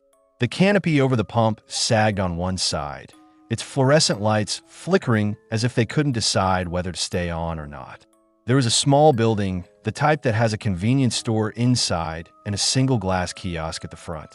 The sign above the roof read Lark's Fuel Stop. My eyes felt heavy, that bone-deep tiredness that creeps in when you've been awake too long, but my brain still picked up on the details. The first pump was occupied by a silver BMW, which looked like maybe a 2010 or 20,113 series, but the hood was cold. The last time I saw a gas station sign, the paint was peeling. Nevertheless, I had no choice because I was running on fumes. I muttered to myself, whoever parked it there had done so hours ago. Weird. I guess somebody left it. I got out, shoving my hands into my jacket pockets, the November air biting at me. As I swiped my car at the pump, I noticed how quiet it was. Not just quiet like a small town, but quiet like the entire world had gone to sleep. There were no insects, no cars on the highway, no building hum, just the faint hiss of my fuel entering the tank. I assumed the attendant had gone into the back for a moment, perhaps to use the restroom, but the stool inside was empty. So I shrugged it off and concentrated on watching the pump display, telling myself I'd stop right at $30.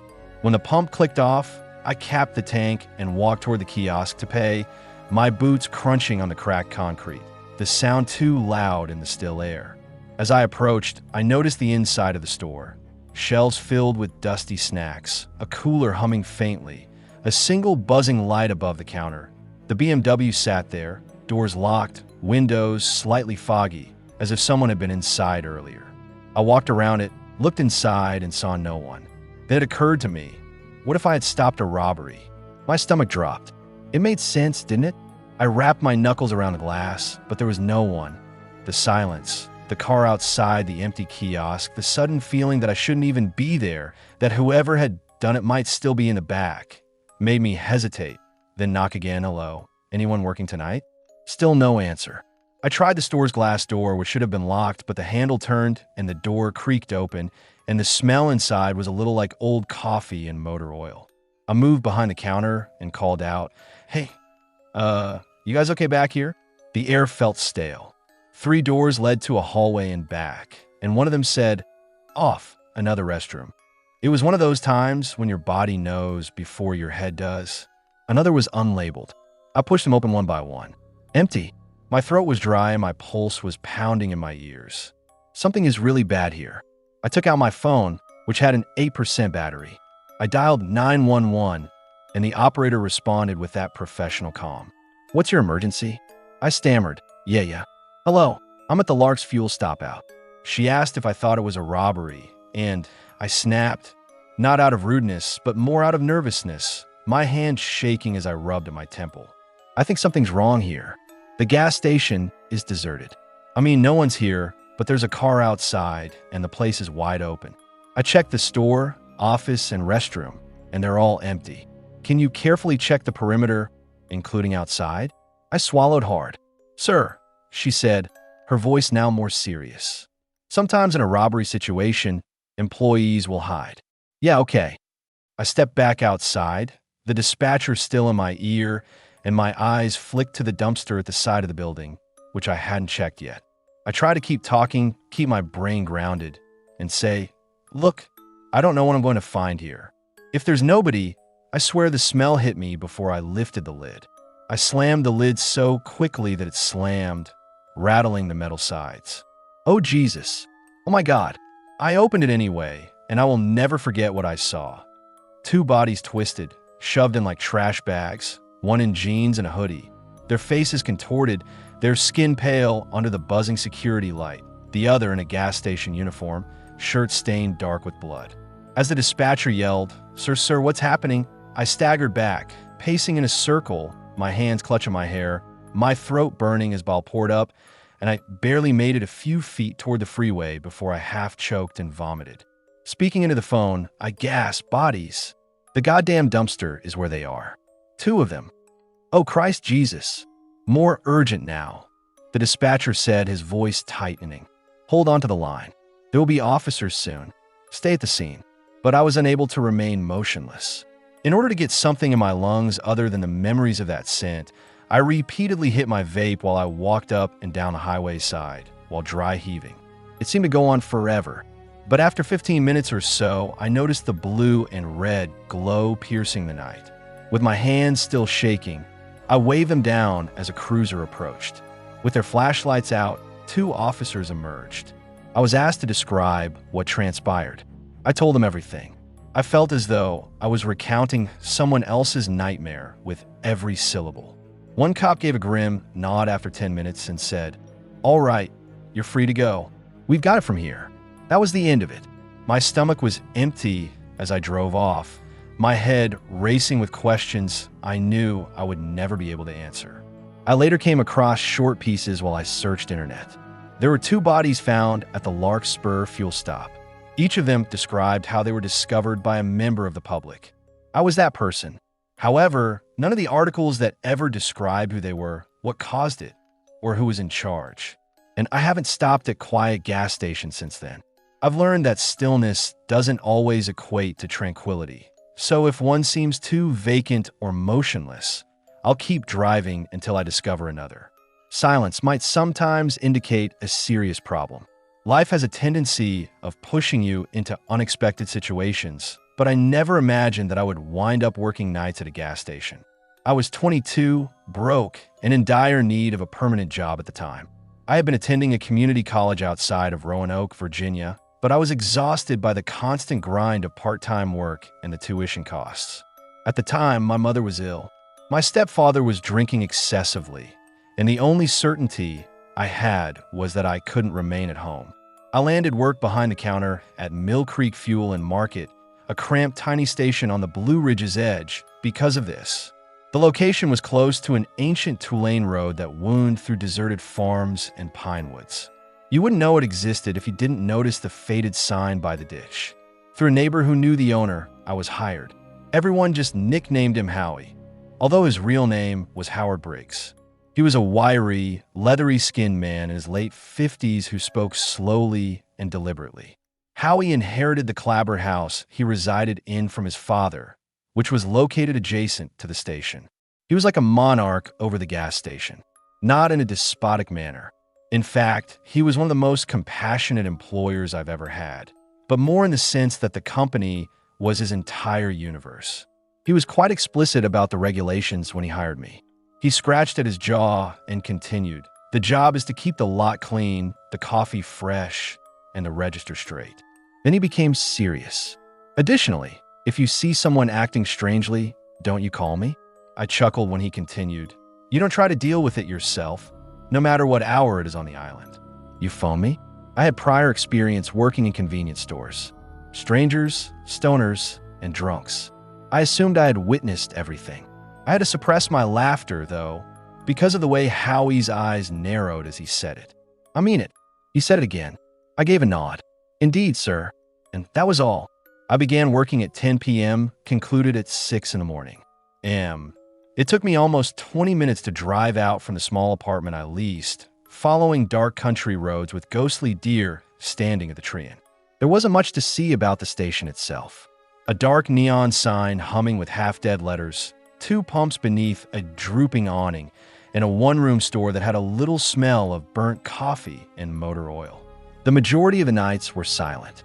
Perhaps 2 or 3 clients would just happen to walk in. A local returning from a late shift, a truck driver picking up cigarettes, or even a sheriff's officer filling up his vehicle. I would spend the remaining time watching movies on my iPod or reading old paperbacks while perched on a stool behind a bar. I didn't mind that it wasn't glamorous. I liked the silence. The station felt almost serene after the turmoil of home. During the first 9 months, I became familiar with every squeak of the flooring, every hum of the cooler motors, and every flicker of the fluorescent lights that buzzed. There was nothing unusual that occurred. Not once. Things started to shift in late November. Your breath would hang white in the darkness because of the brittle edge of the air outdoors. It began like any other night. I was half watching the security monitors from the back office, half cleaning the counter, and half making a fresh pot of coffee. 3 cameras were installed. One for the store's interior, one for the front door, and one for the pumps. Although the picture was poor, it was effective. Approximately 1:15 a.m. Someone was strolling up the lot on the camera facing the approach is the second one. That wasn't unusual in and of itself. The man's movements drew my attention. Instead of coming from the road, he arrived from the far side of the lot. It seemed as though he had emerged from the forest. He was dressed in faded jeans, a camo ball cap, and work boots. He was the type of guy you see in every little town, but he didn't show up. He simply paused and stood at the front door. I initially thought he might be searching for his keys or touching his pockets for his wallet. But then another minute went by. He remained still. He then slowly raised his head in the direction of the camera. The hair on my arm stood on end. It felt like he was looking directly at me, even though I knew rationally that he couldn't see me through the feed. I suddenly recalled Howie's rule. Call someone if they're acting strangely. The thought of waking him up over some loiter made me pause for a while. However, I recalled how his expression tightened when he first gave me that directive. I then grabbed the phone and called his home. On the second ring, he answered. He spoke in a sleepy voice. I said, "Yeah, there's a guy outside. He's not entering. He's just standing by the entrance. Explain him." I explained everything to him. Jeans, boots, and a camo cap. A pause was followed by a click. He ended the call. I gave the receiver a blink. What on earth? I turned to face the monitor again. The man has vanished. There was another swirl of activity on the screen before I could comprehend what was happening. It wasn't the stranger this time. Howie was the one. Wearing only boxers and a white undershirt, he ran across the lot. He had a shotgun in his hands. His eyes were wide as he rushed through the front door. "He's where?" He let out a bark. I simply stumbled. There he was. Then he was gone. Howie hurried into the back office, avoiding me. With trembling hands, he bent across the monitors and rewound the video. He had never looked like that to me. Normally the man was as composed as a rock, but now his face was pallid. At last, he placed the feed on a frame that showed the stranger's face. It's a grainy shot, but sufficient. Howie's fingers whitened on the desk and his mouth compressed. He remained silent. "Go home." He turned to face me, but what? I didn't dispute when I ordered, "Go home now." There was something in his voice that really got to me. After grabbing my keys and jacket, I ventured out into the icy night. My heart is racing. My phone rang in the afternoon after that. Howie was the one. "If you don't want to come back, I'll understand," he added bluntly. I took a swallow. Who was that man? Quiet. I assumed the call had dropped for a long time. That was all he said after that. "I'll understand if you don't want to come back." My question was never answered by him. I did spend some time returning. Fear can be overcome by money. However, things had changed. I would find myself half expecting to see that man again every night as I stared at the monitors. I occasionally thought I saw a figure just out of the light, a shadow in the trees, or a glimpse of the lot's edge, but nothing was distinct. He started staying up later, and I noticed it. A shotgun resting on his lap as he sits outside on his porch. A man who never squandered words. After that night, he wasted even less. And to be honest, I wasn't sure I wanted to know, so I never pressed him. After a month or so, I finally made up my mind. The shift was absolutely silent again. Since midnight, not a single customer. The lights dimmed and buzzed just once as I was seated behind the counter drinking lukewarm coffee. A gentle scrape on the glass door was the next sound I heard. I quickly glanced at the monitor. The man in the camouflage headgear and boots was standing in the same spot as before. My stomach fell as I tilted my head up and stared. I didn't call Howie this time. I simply picked up my keys and locked the rear door after leaving. The man may have followed, but I didn't even check. My hands shaking on the wheel, I drove straight home. I called Howie the following day and informed him that I was finished. I told him I couldn't handle nights anymore, thanked him for the work, and hung up before he might disagree. I never returned to Mill Creek Market and Fuel. I learned that the station had closed a year later through rumors. People described how he became ill and relocated to North Carolina to live with his daughter. The property was not purchased. The pumps are currently rusting. In the ditch, the sign fell over. I occasionally catch myself looking down Mill Creek Road when I'm driving through that area of Virginia, half expecting to spot a figure waiting in the weeds. And I always stop myself from phoning Howie and asking him directly who that man was because I know the truth in my heart. I don't want to know what frightened Howie that night or what prompted him to run with a shotgun in his hands. You're better off not knowing some things. I never imagined that 30 years later, a narrative I would still feel in my bones would come from a part-time work at a lonely gas station in rural Virginia. I was 23 years old, broke, and living in a little basement apartment outside of Briar Creek, a small village, back in the early 92nd. My mother had just died. I had no clear direction because my dad had long since remarried and relocated states away. Although the rent was inexpensive, it seemed like everything else took up my meager funds. Thus, when I noticed a flyer at the laundry stating that Northridge Gas and Mart needed to apply for a night clerk position, I reasoned that I had little to lose. The station was one of those mom-and-pop shops tucked away on an ancient highway that was frequented at night by truckers, farmers, and the odd college student with a restless night. Out front, under a metal awning that shook with the change of the wind, were two flashing pumps. The house smelled of motor oil and old coffee. Around the edges, the paint began to peel. A fading Marlboro sign buzzed in the window, and the cooler doors wetted as you opened them. I immediately got the job. The proprietor, Mr. Garrison, was a rough, broad-shouldered man who always had a coffee mug in his hand. He informed me about the salary. Wasn't much, the hours were long, and the evenings could be strange, but we'd get along as I kept the place supplied, clean, and safe from robbery. I thought he was kidding about the part about the robbery, so I chuckled. He wasn't. There was an odd element to working nights at Northridge Gas and Mart, even though it wasn't glamorous. When it got too quiet, I would spend most nights by myself, cleaning counters, making a fresh pot of coffee for whoever came in, and leafing through old magazines. Because of its distance from the city, the station was accessible after dark. It truly seemed as though you were the only person on the planet. On occasion, I would go outdoors only to see the neon illumination of the sign painting the gravel lot in red and white, and to listen to the sound of the crickets. One night in November, that peace broke. All day it had been really cold, the kind that prickles your lungs. A liquor store along the interstate was struck by some masked men with knives earlier that week, sparking rumors of an armed robbery 2 towns away. For a few days, Mr. Garrison doubled up the night shifts because he was so anxious. That night, I had company for the first 2 hours of my shift. Clara, one of the coworkers. She never wasted words, was in her 30s, sharp-eyed, and smoked chains in between patrons. She said, "You'll be fine once I leave," while smoking a cigarette in a paper cup at the register. "Don't go playing, though." But I nodded. "Hero, if something feels off, call the police first." "Got it." My stomach grew slightly constricted. She looked at me. "Really, no. People think they can get away with things at night here," she said, pointing to the deserted aisles.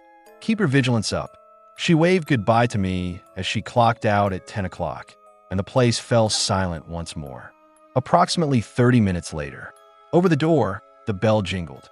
A girl in her late teens or early 20s was walking as I looked up. She wore a long black coat that rubbed against her boots, jet black hair with jagged bangs, and thick eyeliner smudged under her eyes. She appeared to have just stepped out of a rock club, in my memory. However, she exuded a twitchy restlessness rather than assurance.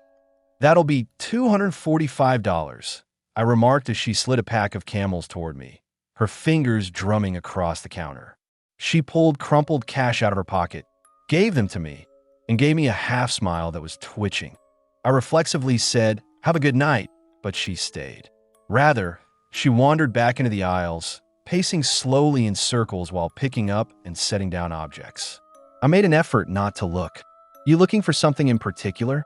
I finally questioned after a few minutes, and she returned to the desk while twirling her coat sleeves. "We sell those," I responded, reaching behind the counter for the red plastic cans. "Actually, my car ran out of gas just up the road. I don't have a gas can." I told her the cost and put one down. Her expression dropped. "I have very little." I arched an eyebrow. "You just purchased some cigarettes." Her eyes darted to the side as she laughed nervously. "Priorities, huh?" Against my better judgment, I let out a sigh. Her entire face brightened when I said, "Look, I'll cover the can for you. You just need gas money, right?" "Thank you." "Really?" "Thank you. Yes, I will. I can call someone, but I don't really have any money for gas either. My uncle. I'll get some from him. Pay one's outside." I nodded in the direction of the doorway booth. "Have some spare change?" "Have some spare change?" She gave an enthusiastic nod. "Yes, once again, thank you." After she left, something about her remained. Her eyes were not yet smiling, and there was a strange rigidity in her movements. I had a strong feeling that something was wrong. I looked up at the security monitor above the counter instead of returning to cleaning. The parking lot was visible in the blurry black and white feed. She refrained from using the payphone. She immediately approached a dark van parked close to the exit. As I watched her lean against the passenger window and converse with someone inside, I gasped. Occasionally, she gestured to the station. The counter made my palms feel clammy. My only thought was the robbery Clara had mentioned. A minute later, she turned and began to return to the entrance. She entered with an overly broad smile. Fortunately, my uncle handed me money for gas, but I'm experiencing issues with the pump. "Would you please demonstrate how it operates?" I made myself laugh. "They're simply ordinary pumps. Quite easy. Try another one." "I tried all of them," she responded hastily. "I simply cannot understand it. Just come out and show me, please." "Try not to break the rules," I said. "I can't leave the station unattended." For a moment, her smile wavered. She clenched her teeth and twisted her face. I squinted. She gave a single, tantrum-like stomp, then forced another smile. "It will just take a minute on Monday. I truly need your assistance." Her respiration became rapid, shallow, and quite animalistic. My arm's hair stood on end. All my instincts told me not to go outside. I leaned forward, lied, and met her eyes directly. "I noticed you conversing with your pals in the van, and I've already phoned the police and provided them with a license plate number. They will arrive at any moment. In this town, things move quickly." Her mask broke totally for a time. She took a short inhale and her eyes widened. After that, she ran out the door. She yanked the van door open, and I watched from the monitor. Before she closed it, it had already begun to roll. Tires spit pebbles as they vanished down the highway after tearing out of the lot. When I eventually grabbed for the phone and dialed the sheriff's office, my hand was shaking. I filled them in on everything: the plate, the van, the girl, and the odd desire to entice me outdoors. To get my statement, they dispatched a deputy. As I described the evening, his expression darkened.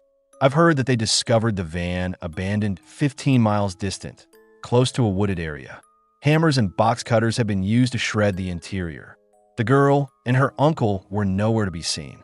Although the deputy didn't tell me what they believed the children had plotted, his silence was sufficient. That same afternoon, I gave notice to my tow. Despite my presence behind the counter, Northridge Gas and Mart continued to operate. Decades later, I still think back on that evening. The girl's fake smile, the way her breath caught like a predator, and the awful awareness that I might not have returned inside if I had gone outside. "Trust your gut. It knows before you do," is something my mother used to say when I was a child, and I think about it more today than ever. Not only did following my gut that night save my career, it most likely saved my life. It never really occurred to me that I would wind up somewhere like Lark's. You only notice a small Virginia town like that when you're lost. A few miles off of Route 58, encircled by stretches of swampy land that smelled like wet earth and endless pine forests. An area where there are more deserted barns than supermarkets. The type of location that people drive by rather than into. However, life tends to corner you. I was broke and sick of sleeping on couches after my wife, Dana, departed the year before the divorce, the debt I had left behind, and losing my last job at the car business. I learned about an evening job at a gas station in Larch from a friend. Stable, but low pay. Few inquiries were asked by the man in charge. For me, that was sufficient. Redwood Fuel and Market was the name of the station. A squat brick building with a blazing red sign that buzzed at night louder than insects, and 2 rusty pumps out front. It was situated just where the trees grew into a shadowy woodland. The final glimmer before a 20-meter stretch of deserted road. I recall thinking the property hadn't been changed since the late 82nd when I first pulled in. Carl, the proprietor, had a gravelly voice, a hefty build, and a crooked mouth. After we spoke for 5 minutes in the back office, he hired me. "Do you handle nighttime well?" he inquired. "Anyway, I don't get much sleep," I said. "Excellent. After midnight, don't anticipate a large number of customers. Just keep everything tidy. Stock the items that require stocking. Ring up anyone who enters.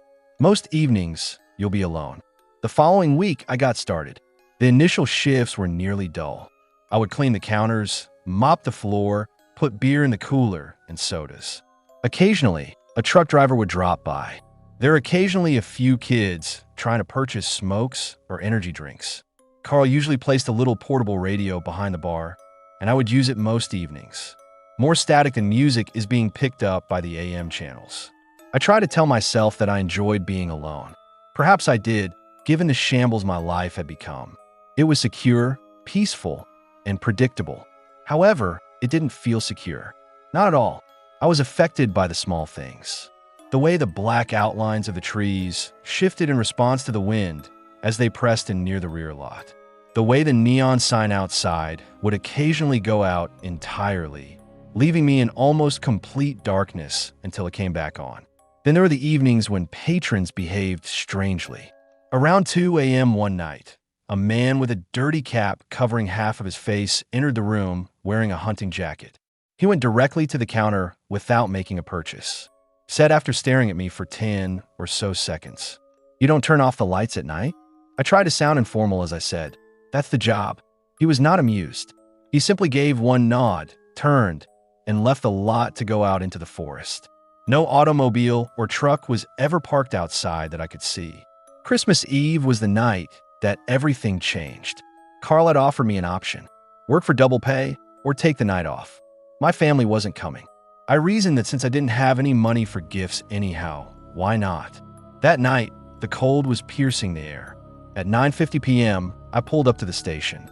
Already stuttering against the black trees is the neon sign. The house smelled vaguely like stale coffee and bleach inside. I hung my coat, placed my thermos on the counter, and took a seat. By 11 o'clock, there was no sound at all on the road outside. Not even a pair of headlights going by. Outside, it's just me, the hum of the cooler, and the sporadic rattle of the ice maker.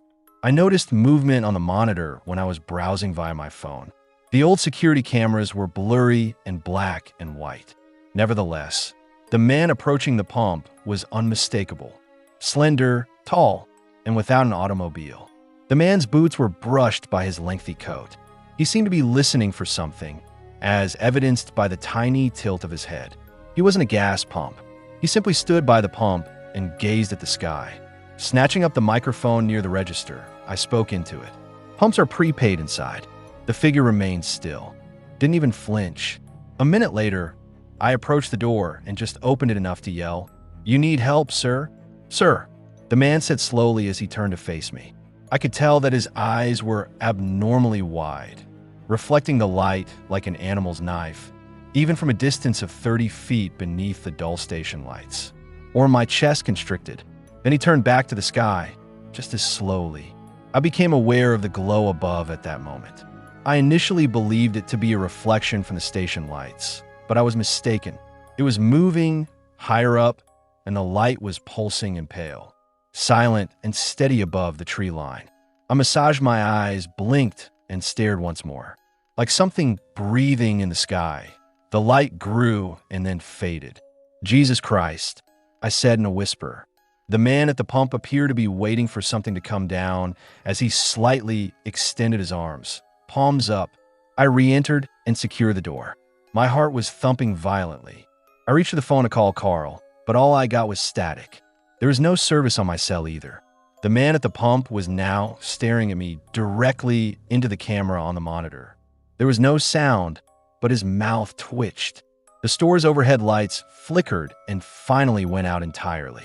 Silence fell as the cooler hummed. Outside, the neon sign became black. In the dark, I was by myself. The dim glow outside, leaking through the windows, was the only source of light. I sensed the man even though I could no longer see him. It seemed as though he was observing from directly outside the glass. After a while, I left the store. I was heavy, drowsy, and seated in a chair I couldn't recall using. Something chilly wrapped my head, and bright lights pressed against my eyelids. My temples ached as if invisible hands were squeezing them. I attempted to raise my arm. It seemed to weigh 100 pounds. "I'm conscious," I muttered, not sure to whom I was addressing myself. I could feel a figure somewhere in the blur. Tall, with narrow shoulders, a broad head, and a silent motion. I felt sick to my stomach. I thought, not again. I closed my eyes, hoping it would be over soon, even though I had no recollection of this ever happening before. I woke up at the counter, soaked in perspiration, just like that blackness. I still held my phone, its screen flashing. A late-night advertisement was playing on the TV behind me, right where I left it. I briefly persuaded myself that it had all been a dream. Then the pain hit me. My forehead has two hot, aching spots that resemble bruises. I winced as I touched them. The sound of the breaker flipping broke the silence before I could think. I was left in the dark as the lights went out once more. I almost fell off the stool when I jumped. The darkness lingered longer this time. Everything appeared the same when the lights flickered back on. All of it, excluding the monitor. All but one camera displayed static on the screen. The back lot. The man in the coat was standing just past the dumpsters, watching the back in trance with his head cocked. Awaiting. I stayed indoors. Not that evening. I waited for him to move while I watched the monitors from the back room, while holding a tire iron behind the counter. He didn't dub until he stood there. Eventually, the camera stopped working and the static came back. I must have looked half mad when Carl arrived at 6 in the morning. "Have you been drinking?" he said. When I tried to explain, my words were jumbled. To the blackout, the man, the lights. All he did was shake his head. "Here, the power keeps cutting in and out. The entire grid is very old," he remarked. "And the man outside." Carl scowled. "Which man?" I led him to the rear parking area. The frost had no tracks. No one in sight. I kept the job, but I never worked another Christmas Eve shift. Nightmares don't matter to Bills. There are still nights when the woodland is too near and the road outside is deserted. I swear I see him again by the tree inn beside the pump. Occasionally, in the corner of the monitor, head slightly cocked. I no longer tell Carl. I'm not sure. Anybody. However, I'm aware of how I felt that evening. The burden on my head and the fear in my abdomen. Additionally, I think that occasionally when I massage my forehead, I can still feel the dull sting of two bruises that never really went away.